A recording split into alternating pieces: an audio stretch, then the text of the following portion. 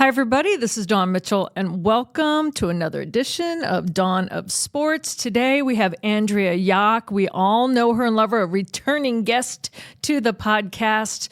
So she started off as the founder of Minnesota Aurora, now on the board. But you know what? She never leaves this team. Let's be honest. She is synonymous with Minnesota Aurora. We'll delve deeper into the team. And if you want to be a part owner as well, coming up.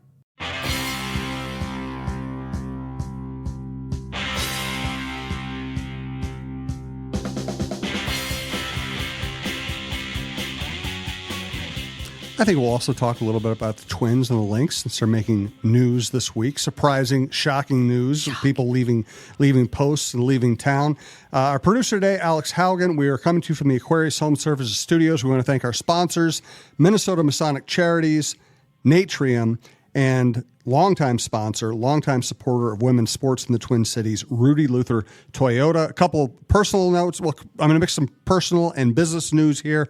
Number one, we are recommending to our listeners to follow us now on Blue Sky. A lot of us are going to migrate over there. It's much better than Twitter, much better engagement, less evil, more fun. Please join us there.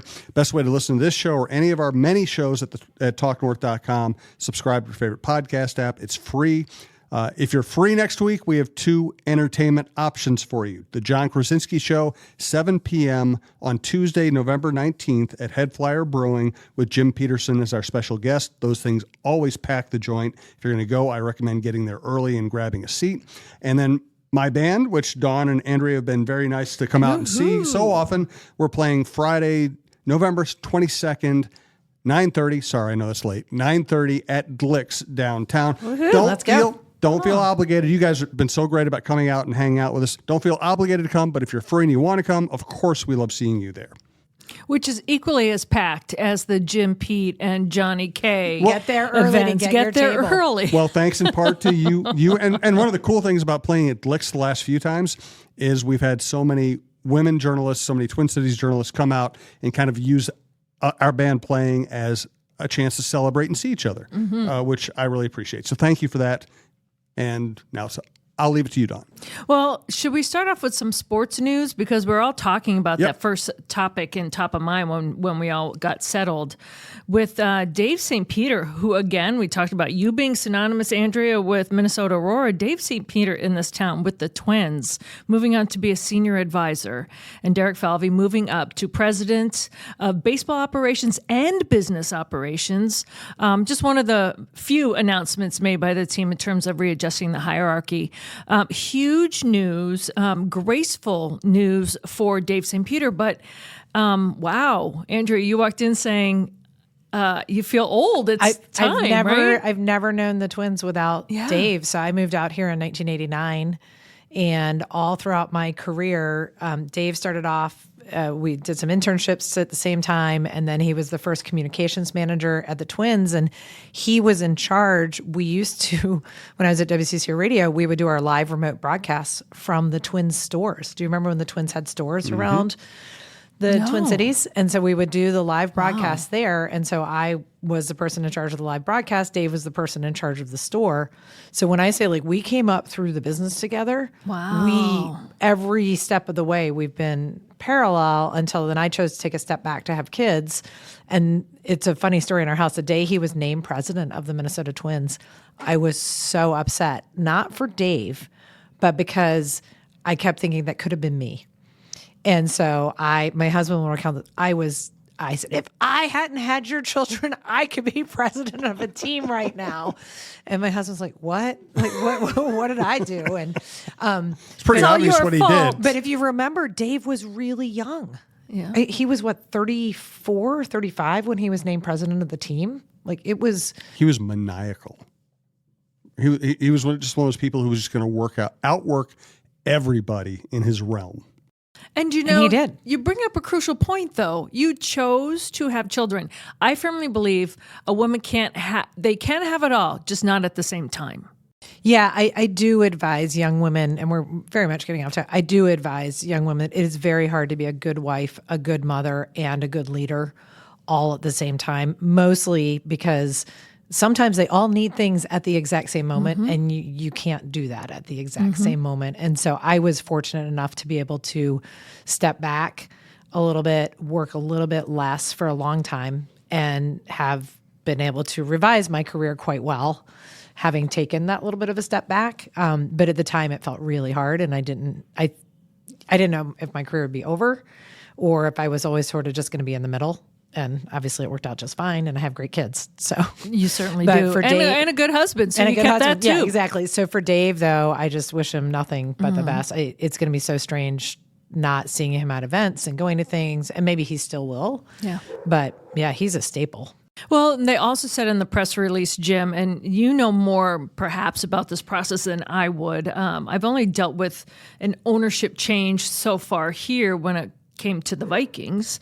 But he's going to be one of those people that kind of helps that transition of the club to perhaps a new ownership. Did I read that correctly? Yeah, it's a natural thing for him.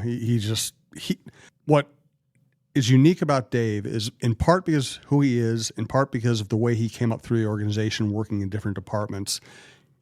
You know, I've had high-ranking Twins people tell me, Dave knows more about my job than I do. Mm-hmm. He just knows everything, and he gets it all. That's key for a boss, he gets it a lot. And he's, you know, as you probably gathered from listening to Andrea about it, he's a really decent human being. So he's not. I won't say he's an easy boss. He's very demanding, but he just knows so much. It's going to be hard to replace his institutional knowledge.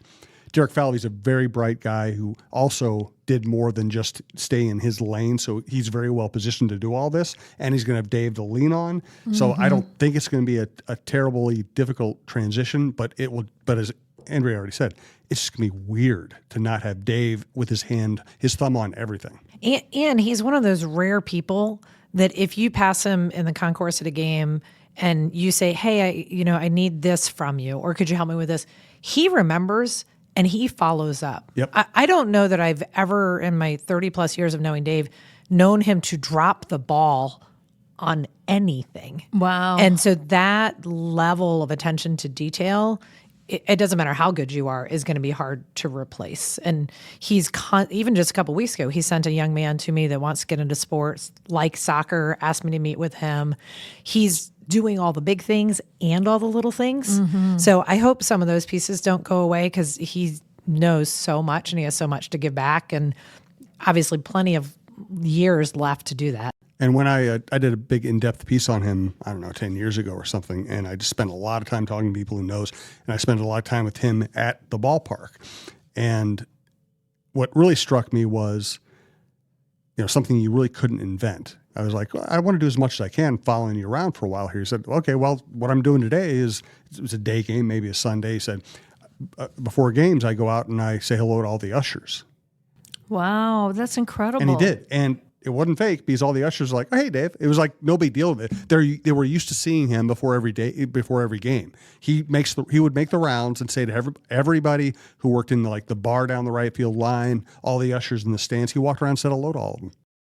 That's incredible. Isn't that the, I hope I'm getting my president right, I'm almost positive, the Abraham Lincoln School of Leadership? Not that he had a school, but that's how he would go around and was a leader. You're seen. You're there. You're seen. You're real. You chat. And you do the work. And you do the work. Not the fancy but work. You're visible. But you're not in your office with the door closed. If you're you visible. see a piece of, this is one of the things I talk about, if you see a piece of trash on the concourse, pick it up. Mm-hmm. That's your job. Yeah. It's your stadium. It's your presentation. Your fans are coming in, and it's not somebody else's job to do that, right? If water needs to be, is one of the things he used to do at Minnesota United, if water needs to be hauled up to the gross press box in Blaine, and you're the one going that way, just grab the water. It's pretty simple. However, it's amazing how many people don't do it. And then that, to me, that always leads then the younger people, the people with less experience, being like, well, what, that works above them? Mm-hmm. They're not going to go hang that banner. They're not going to go carry that water. And I do think, Dave has done I've seen Dave do a lot of the jobs. And so it's going to be really interesting. I hope he figures out how he can slow down too. And whatever it is that he's going to do with being a special advisor, I assume that's going to come with a little bit more free time. Yeah. So I don't know what his hobbies are. I think he walks his dog. I think it's his only hobby. That's awesome. Oh, we'll have to get him out to the bar. Yeah, no kidding. See the I band. think we've all had in our crazy careers have had a point where when I liken it to I'm in a blender on high with the lid off. Like there's always those moments whenever you're in sports or in this business in any way, shape, or form where you're just like, whoa. And I remember I was at a point in my career where someone said, so what do you like to do for fun? And I literally couldn't think about it. And I was like, I had a dog then. I'm like, walk my dog. But they're like, no, but like, do you like, and it really, the fact that I didn't have an answer right away, kind of, it set me, like I said, you need to like rearrange some priorities here. Like, what do you like? Mm-hmm. Or I seriously couldn't think of something. So I hope if Dave St. Peter is at all like that, that this is the time to take that breath and figure out, oh, okay, I can do this too. But maybe he can, open up his own business and show us all how to do it. Oh, believe me, I've already had that thought in the last couple of hours. Like, how could Aurora use Dave St. Peter?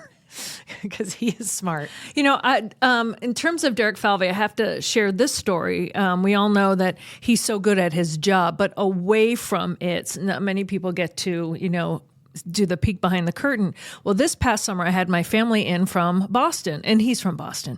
So we're at an ice cream shop, and I was there with my family, and I see Derek. He was there with his wife and his kids. And it's like, hey, Dawn, immediately just kind comes over, gives you a hug. This, and I introduce him to my family. This is Derek, because I'm away from work. I don't want to say, this is Derek who works for, Big Boss of the Twins, that kind of thing. And they're like, oh, hi, nice to meet you, nice to meet you. Well, he noticed my nephew was wearing Arlington baseball shorts. Right. And he said, oh, Arlington. And I said, yeah, he goes, I forgot, Don, that you're from Boston. So he starts talking with my nephew about baseball in Arlington, Massachusetts. And then he starts talking to my brother, who my brother is not a baseball coach, but my brother coaches basketball, soccer, and is a track coach. So they all start chit-chatting this and that and just having great conversations. And then their family went their way, my family went mine. And I remember my brother and my nephew saying, that man was so awesome. Well, what does he do for a job? And I go, oh, he's the boss of the Twins. And they're like, what? And my little nephew, Derek, who's just turned 13, so he's not that little, he's like, wow, really? Like he's with the Minnesota Twins? And I said, yeah. So just such a great lesson in humility. And just kindness and engaging. So he's just a top quality human as well. But it's the humbleness, the humility that was really amazing, I thought. Yeah, he got involved in the charity that I work with, ACES, as soon as he got to town. Like the first time I met him is we were sitting next to each other at a gala, and I turned to introduce myself, and I was like, wait, aren't you the new guy with the Twins? Yeah. And we just talked about neighborhoods and places to live and how old the kids were and everything else. But he stayed involved in ACES as his roles have gotten bigger and bigger and bigger. He still makes sure that he supports the organization, which also is important. All right, Andrea, before we get to talking about you, we need to just kind of touch on topics too, because Vikings, I think Jim just wrote a story about Sam Darnold, just coming off it recently. I think in our post-game show, we said it is not, Pierre Nugent goes, it may not be time to hit the panic button, but I know exactly where the panic button is. I'm not a panic button kind of person in any way, shape, or form. I think there's a picture of me in Minneapolis Miracle when everyone else is screaming. I'm like, I don't know if this fits in. Like, that's just me, right? I'm like, I also couldn't see because Greg Coleman was in my way, but still, I'm not that kind of person. Like, I don't even know where the panic button is. It might be too soon to bring a panic button into a conversation. This is kind of how my brain is. I just very methodical. When has panic ever helped anybody? Well, yeah, I don't. And I just think, just wait and see. Yeah. I'm always that way. But Jim, you don't think that there's a panic button? But you did smile when I said, there's nothing they can do. Yep, exactly. They need to coach him to being a little bit less bad than he's been and hope they can win games with their defense. I think it's called making better decisions, not less bad. Saying better decisions connotes optimism. I don't have any optimism. I'm trying to have restructured pessimism. They need to. Wow. I'm going to get you a T-shirt. Yes. Restructured pessimism. Restructured pessimism. Oh, that's so good. So my I did have a panic button. So we've all covered. I grew up in Baltimore. I have such a deep loathing for the Colts that goes back to waking up one morning and my football team was gone. So I bought tickets to the Colts game 2 Sundays ago because I thought it would be fun that this team that was playing really well was going to pound the crap out of the Colts, right? So I go with my son, and my whole family knows how I feel about the Colts. And I'm literally wanting to punch people in the concourse wearing Colts merchandise. And then the Vikings come out. That's violent. It's bad. The Vikings come out, and they're awful. And I am stressed out of my mind in the first half of this game. That's karma. That's what I say. You wanted to punch some innocent person. I was so stressed. And my son was like, Mom, I've never seen you like this at a football game. And I was like, no, you don't understand. Like, I need the Vikings. And then they wouldn't. And nothing was happening in the first half. And then I hit the panic button. And I was like, nope, I'm You're done. like on a game show. I was like, nope, I'm done. This team sucks. I can't believe I got my hopes up. So I would say I am moderately invested now. I still love them and I want them to do well, but I have definitely scaled back my expectations from where I was 10 days ago. For me, I'm more concerned with patterns. You know, if it was just one game, like, I'd just write that off. But, I've seen this before where the offense has all these big names and they're really not putting up what they should and the defense is carrying the load. Wonder what the problem is. I'm very methodical that way. But I agree with you, Jim, when there were some people going, and I have so many people come up to me, not at work, if I'm at the coffee shop, that's the first thing they want to know is, I think we should bench Sam Darnold. And I'm like, For who? For who? It's like, you got to give the ball to Nick Mullins. I'm like, no, we've been I like there. Nick. I really do. We've seen that movie before. He'll throw more interceptions than Darnold throws. And you know what? What people don't understand, they go, when Kevin O'Connell did that post-game speech, he was doing it for Sam's benefit. I said, no, he wasn't. He is a realist. Sam is his ride or die. And you know what day he knew that? The day J.J. McCarthy went down. Now, I still don't think J.J. McCarthy is going to be a starter right away. But if this situation was going on, you might see J.J. McCarthy entering the picture coming up soon. If his, learning curve went the way we assumed. But the day that he went down, it was me and you ride or die for this whole season. Yep. And I do anyone have a thinks question. differently, I think, wasn't paying attention. Since you two know the ins and outs more, what I want to know is, what does Justin Jefferson want? Because as far as I'm concerned, he's like the most important piece. I think going into the game on Sunday, I was listening to the radio and they were talking about how he was set to move above Adam Thielen and all these things. And to me, does he still want Sam Darnold in there, or is that still just the best we have? Well, first and foremost, Justin Jefferson just wants to win, and that's not a cliche. He is willing to let other people get the yardage, the records, all that stuff, the touchdowns, if they win. With that said, if they start losing, he's not going to be happy. But he just wants to win. Yes, does he want to catch more touchdown passes? Correct. But he also knows, again, Sam Darnold this year, 2024, is his ride or die. And I would say Sam would probably have been his preference, just going on what he said all through the offseason. He wanted a veteran quarterback coming in.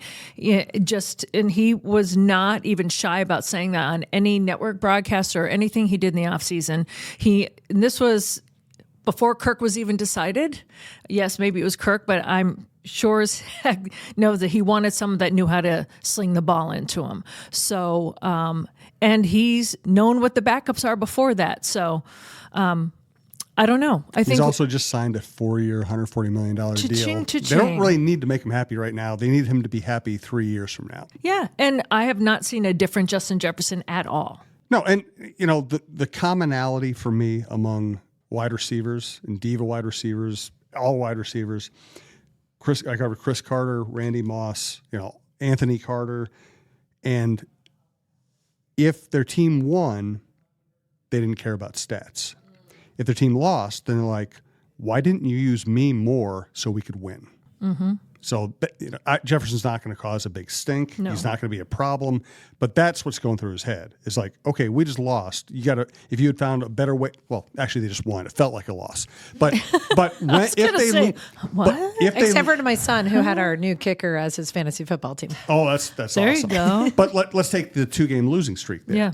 I mean, Jefferson is thinking during those games, if you had found a way to get me the ball, I would have won the game for us. That's the way receivers think.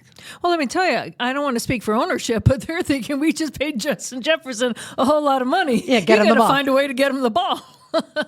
But the flip side of that is you can't do it every play. Well, obviously, all 3 of Darnold's interceptions were him forcing the ball to Jefferson. Yes. So it's not. I mean, anybody can. That's why football analysis gets silly sometimes. It's like you got to get the ball to Jefferson. Oh well, the defense knows that too. Right. So yes, you do need to have a good offensive coach and a good quarterback and a creative way of getting him the ball, but you can't just force it.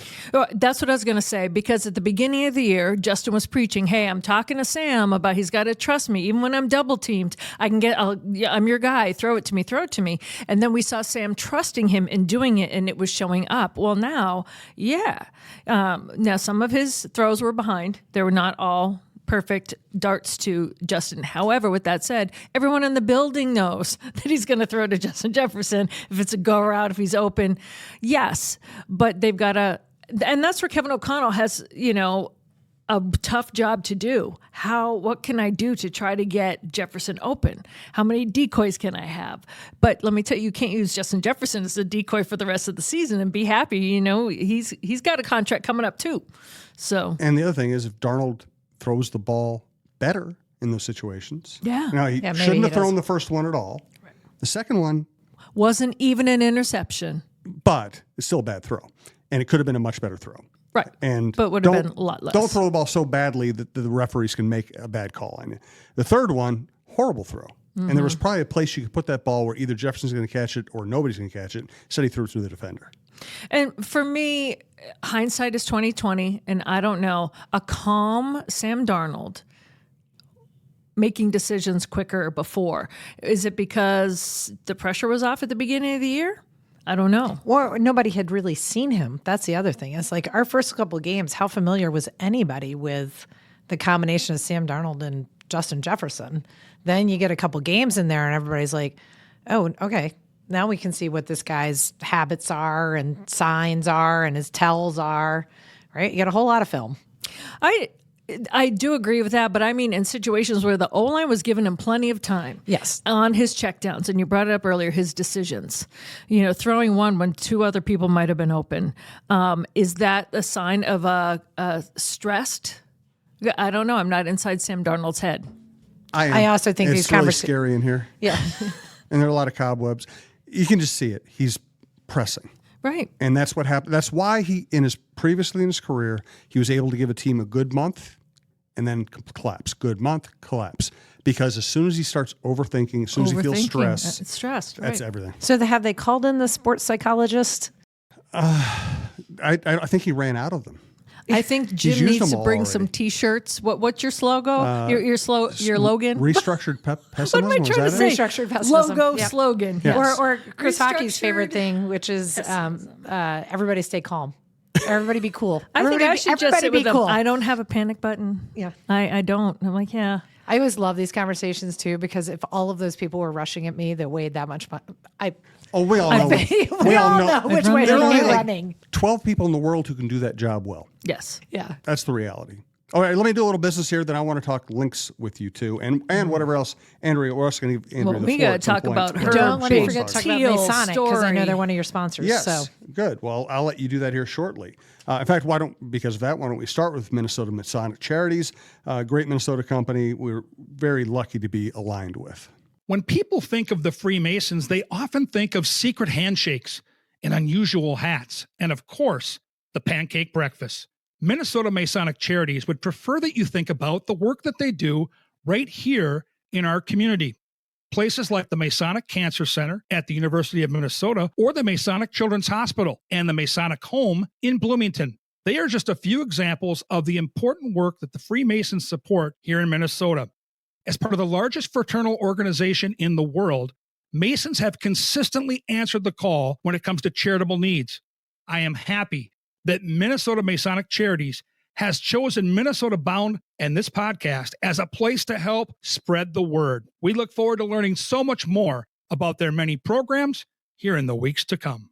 Thanks also to Rudy Luther Toyota. Again, they've been sponsoring shows across this platform for a long time, and they are a great supporter of women's sports in Minnesota. Ready for a women-forward car dealership?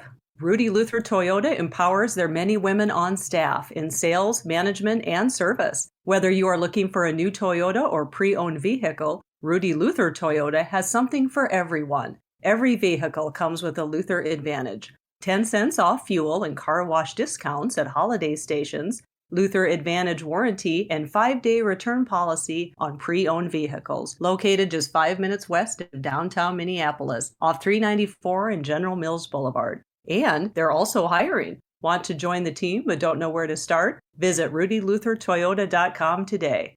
Now I'll mention Natrium, natrium.com. You can order online. Great way to go. But I recommend going to their stores. They're beautiful. They are packed with an incredible array of CBD, THC options. It's amazing how many flavored drinks they have. You can get gummies, candies, oils, balms, dips. Whether you can find something for inflammation, you can find something for headaches, you can find something for sleep. I tend to use the sleep ones, but it's just amazing how nice these places are and how knowledgeable the sales representatives are and how they will be able to steer you to exactly what you want in terms of taste, effects. And you can take them for fun. You can take them, as I do, for sleep. You'll find something that benefits you in your life. Natrium, natrium.com. Also look for Wildflower stores. I know there's not a Natrium right by where I live. There are 2 Wildflower stores right by where I live, and that's where I go, but they're basically the same company. So check them out as well. Andrea, you had something to say about Minnesota Masonic Charities? Well, yeah, because Friday night is the University of Minnesota Masonic Children's Hospital Fashion Fest.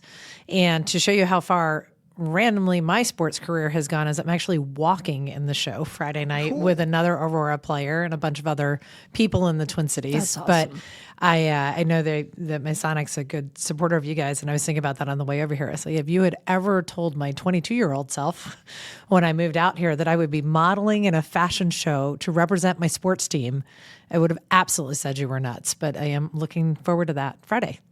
Fantastic. I love it. And by the way, Dawn's show has been just fantastic, in part because she brings in such great guests. Last week's guest was Jesse Stomsky, and I would just recommend going back to listen. Fascinating person, undertaking a lot of very difficult work. I highly recommend going back on that one.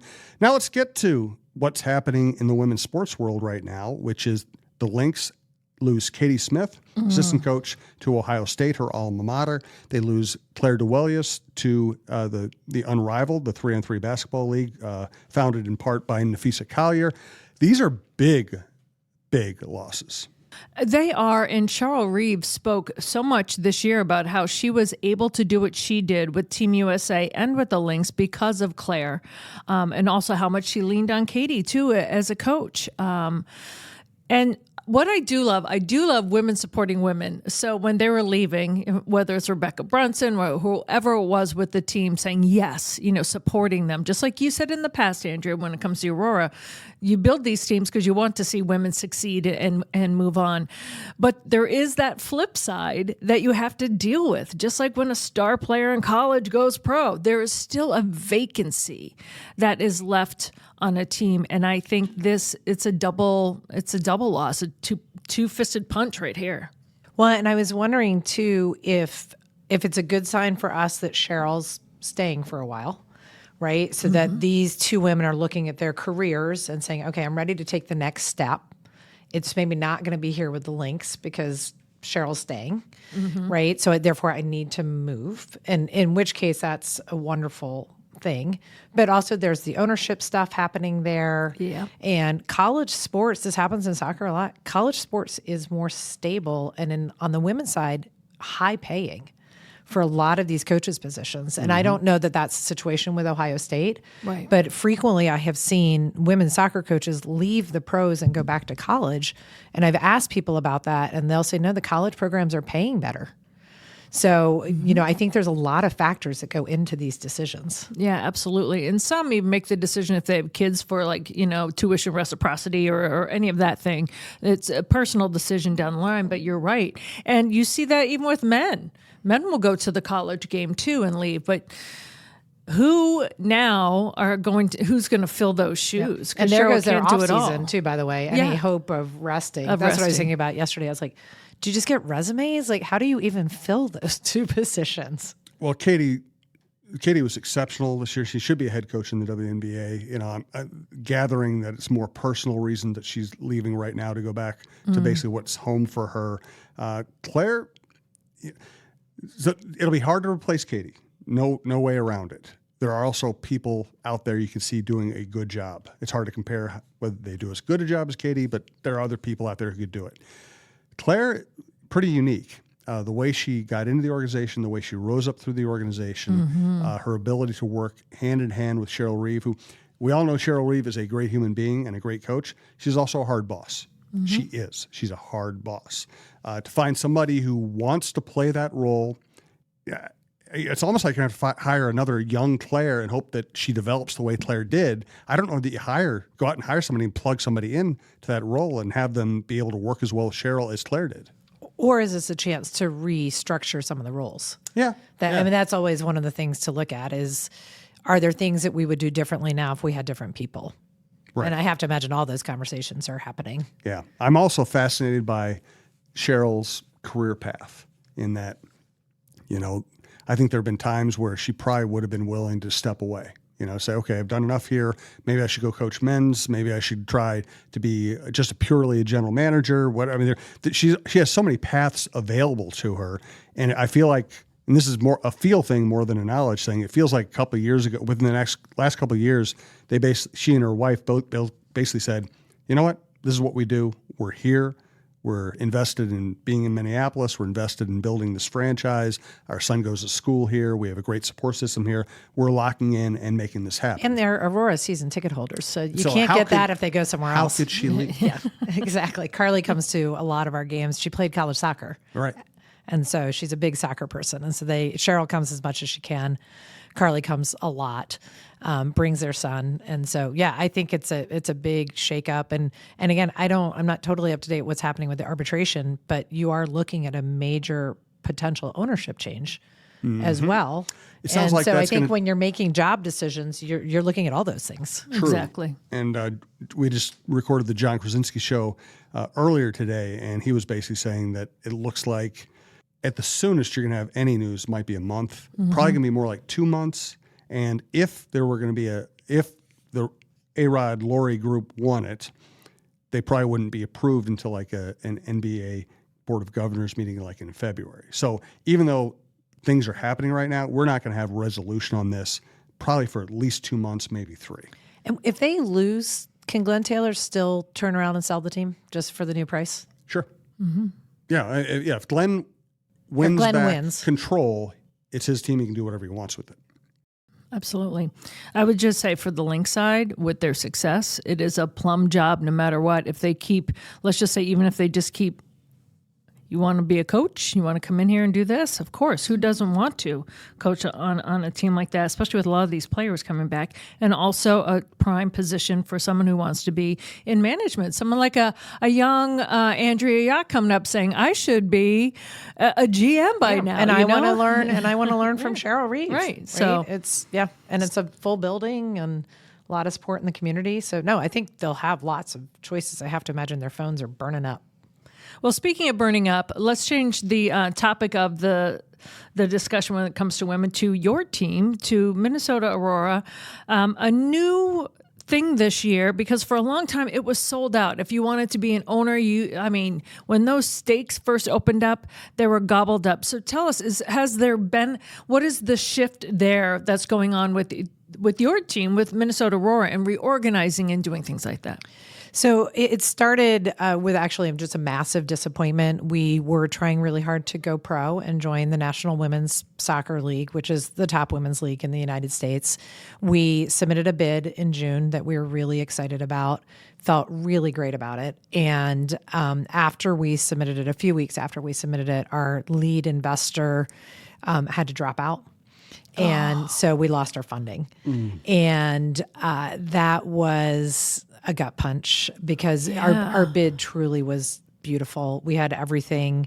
We had examples of all our media support and all our fan support and how much merchandise we sell and our brand. And we had communities that were ready to step up and help us build a practice facility and all the things that the league was looking for in an expansion team we had.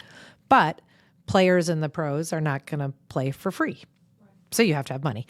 So we lost our lead investor mid-July. And after the deadline, we scrambled, and every person in the Twin Cities was trying to help us find someone. But it's really hard to find someone to give you $150 million with like 3 weeks notice. It always takes me at least a month. Exactly. So, which is why we're sitting here, Jim, is because you and I don't make. I was about to say, what's his name? Exactly. So once we had to withdraw our bid and sort of admit defeat, we had been building the club to go pro, and then suddenly you realize, oh, we're not going pro right now, and so we had to make some adjustments to. We're going to be pre-professional for a while. We are 3 years in. We've built this beautiful big thing that none of us expected. So now what does Aurora 2.0 look like? And part of it is money, right? We did not have this rich person coming to write a big check. So we had to go back out and find money. So we decided to open up another round of community ownership since we did leave a lot of people out the last time because we sold out. So we launched it at the state fair. And we're about halfway to our goal right now. We this morning we were about $700 away from $600,000. So hoping we cross over the $600,000 probably by the end of the day. And we have a ways to go, but it's been really incredible seeing how many people are jumping in again. And so our goal is just to raise enough money to help us figure out what the next few years look like, expand our camps. I think we're going to have to hire a person or a bank or something to help us go find that big money. Because the beauty of the club is it was founded by regular everyday citizens, and we are as grassroots as you can get.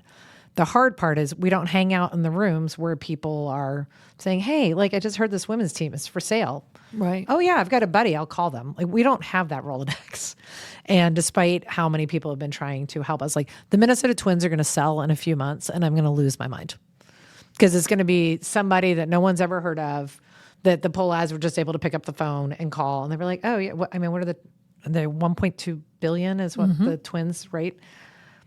Please tell me where these people are. So we're reopened for community ownership, and people can go to wefunder.com/MN Aurora to buy shares. The investment starts at $100, and you can gift them for the holidays. Really? So they are really great holiday gift ideas. Oh, that's great. Do you guys have like a little card or something Yep, made you up? get a little card digitally, and then you could like buy a scarf to go with it and package it up. But we're getting a lot of emails, especially from grandparents, looking for gifts for the grandchildren. So give a soccer team.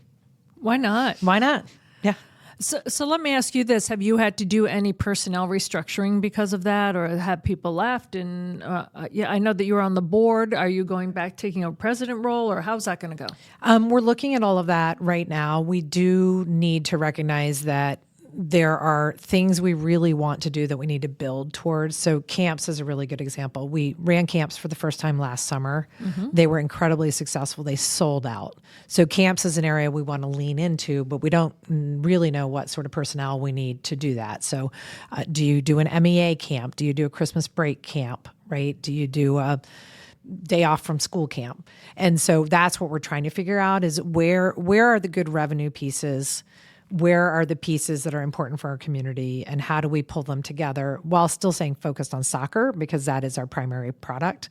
And so that's a lot of what our off season has been. And really, it's only been about 8 weeks since we finished the fair, launched the WeFunder, and had to admit defeat on the NWSL for now. For now. For now. For now. This team deserves to go pro, and this community deserves to have a pro women's soccer team. Amen.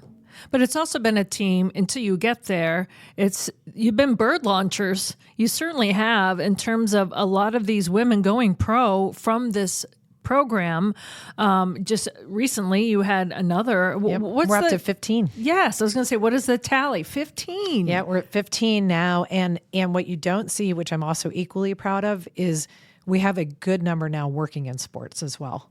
So we have the ones that went off to play pro. Yes. And then we have a lot who either interned with us or were working part-time for us, and even some of our former players who are all now working in sports. Like one of our first interns, she works for The Athletic now. She needed writing experience, and she just got hired to do European soccer coverage for The Athletic. Incredible. Yeah. And so it's stories like that really make us committed to continuing this mission, because what was missing was that piece of experience that everybody needed. And we've given them the experience, and they've gone on to know exactly what we'd hoped. Well, we've all seen the stats, especially so young women that get involved in sports. If they have any kind of leadership in that direction at all, they can move on to the C-suite. They can move on. They can just kind of branch out however they want. I have noticed with even the young women that started your very first year, how empowered and strong, just as people, they've come back. Yes, better soccer players as well, better product on the field. But it's been so wonderful to see these young women turn into, they're just more confident. They're go-getters. They're smarter. Their dreams are expanding. It's been really terrific to see. Yeah, I mean, you saw Mariah win, who's one of everybody's favorites at the Lynx game. If you told me 2 years ago that Mariah was going to be signing autographs, taking pictures, living large, wearing sunglasses and like being all swaggy too, right, like the confidence, so much swag, right? It's a wonderful thing. Yeah. Yep. Are you getting choked up too? Yeah, it is. Nobody's ever called me swaggy. Well, that'll be your next You're swaggy T-shirt. on the stage. You got to get past the. Oh, yes, when you're are. playing, you're swaggy. Am when I? you're playing, yeah. I don't think so. You don't? No, You I don't think so? I think I'm actually kind of boring up there. I have to work on that. Well, with your twill outfits, I don't know. You're stepping your swag up that way. I actually need to figure out what the hell I'm going to wear on Friday. Yeah, see? So Put it take out me for a away. social media vote. Ooh, that's a Jim, good when idea. was the last time On you think Blue you've Sky. ever said that in your life? I got to figure out what I'm going to wear on Friday. That was the first time. Woo-hoo! Welcome to what it's like in the head of a woman. Yeah, exactly.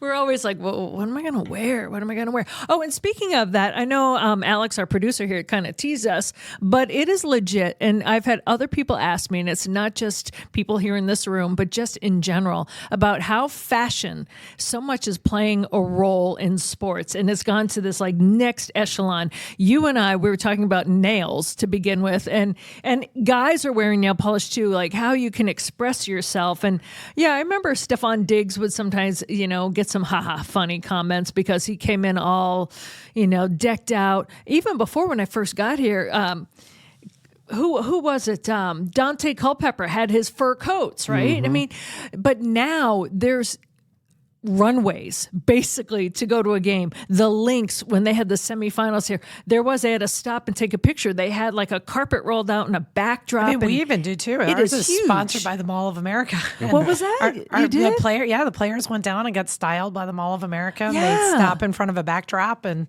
get their pictures taken. And that's my favorite right pressure. now is Ivan Pace with the Vikings. Is that? Yeah. When he comes in like with a half shirt or no shirt, that is swag. Yeah. I love Not watching all of us the can NFL. pull that off. Yeah. The NBA, they kind of do it cool. WNBA has been doing it for the past couple of years. But someone asked me, like, is this now a new thing? And I said, it's gradual, but it is definitely at a crescendo. And it is fun to watch. But the guys are like, it's more pressure. And it's Well, I also wonder pressure. about that. I got to get how many pictures before a game with my wife in her outfit and in my uniform. And, it's a whole nother thing to think And about. also, the women don't have that budget. So when I do look at some of the NWSL pictures and the WNBA pictures, I'm like, I know you guys can't afford But those that's when you clothes. got to get a sponsorship. Yeah. right? But like you said, you just don't hang out with people that have 1.5 billion. It's not like they can just say, "Hey, do you want to dress me?" Yeah, Yeah. I am just. Although I went to the Billie Eilish concert last night, and Yeah. I do think the casual is coming back because she just wears there big, you go, Jim. You're all set. big You got your baggy swag. clothing. Yeah, now I think it's an incredible spectrum because you'll go in the Wolves locker room and they'll be leaving and they'll be wearing like torn T-shirts, torn jeans. You know, now the shoes are always fit, as they say. Oh, yeah. The shoes are always on point, but anything else they're wearing, it might look like they lost a bet. The shoes aren't necessarily the fit. The fit is the fit. Okay, well, whatever you call cool shoes, they have cool shoes. But the rest, anything else they're wearing, it might look like they lost a bet. Whereas WNBA women have made it a point Yes. to look special when they walk in the door. But international soccer, they're all required to dress the same. So when my day job, working with some of the international teams, when they come to the U.S., they match head to toe. That's weird. And so I don't know where It's very Olympic-y. I don't like that. Yeah, I don't know where the style thing came from. I'm sure it's just an American thing, right? But the English teams and the foreign teams, they wear their uniforms, their travel uniforms, their get off the bus. Like you never see them, and even wandering around the hotels, they're in their team issued gear. Wow, you save a lot of money that too much. way. Too much. Takes the pressure off making decisions. You brought true. up the whole like looking like Justin, kind of like a with holes and stuff like that. I literally have like this favorite thin black sweater that I have, and it disappeared in the back of my sweater, came out, and it's got holes now, and it's cashmere. But I put it on the other day, right, and under a jacket, and there was like a little hole in the bottom. Somebody literally, no, I wasn't on TV with it, said, "Oh my God, I love that sweater. I've been looking for something with those like rips and stuff." And I'm like, it's just old. But like, yeah, I was like, I'm in fashion. Like, so don't throw away anything that looks like it's got a my moth jeans hole that in I it. have Yeah. on right now Yeah. have on these, they're falling apart, and it looks like I paid for that. I just love these jeans, and I've had them forever. So they're naturally worn holes. But my husband will say, people pay a lot of money for jeans that look like that. It's See? like, I know. We're the Well, OGs. In the guitar world, it's called relicking. They will take a brand new guitar and they'll try to beat it up in the way that a guitar played on stage for 2 decades would be beat up. Wow. And some people hate it. Well, Does it make it sound better? some people there are a lot of debates in the guitar world about what actually affects sound. One theory is a broken-in guitar sounds better. If the paint is thinner or worn away in some points, supposedly that might make it more resonant. Other people just think it looks cool, because to actually wear down a guitar's paint like that, you really do have to play it on stage and sweat like a pig and have your deodorant slime onto the paint and wipe it off. I mean, that's really what happens. People think it's cool. That It's not just wear and tear. It literally, the only way you can actually take paint off the way it's taken off on a lot of the old great guitars, it really is deodorant, like getting on there and just melting the paint away. So you have two choices. You can either do that for 3 or 4 decades and hope that your guitar comes out looking cool, or you can just go buy a relic guitar that somebody else already buffed out. But that's a lot more money. Relic guitars can be more money. Right.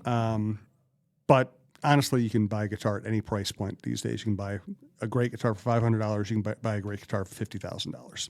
So while my brain may not have a panic button, it does have flashes. When you're talking about that, I'm like a grill with hamburgers. It's like, just, don't clean it. Like a nice pan. Right. And that's how my brain's going to all these things that are just better with age. And I said, now if it were only true for like real age. Yes. Yeah. Well, we It's can like all shoes. hope. You would have swag. I would have fewer wrinkles. So this is what I never understand when athletes get brand new shoes for every game. Oh, yeah. I'm like, but isn't that uncomfortable? Yeah.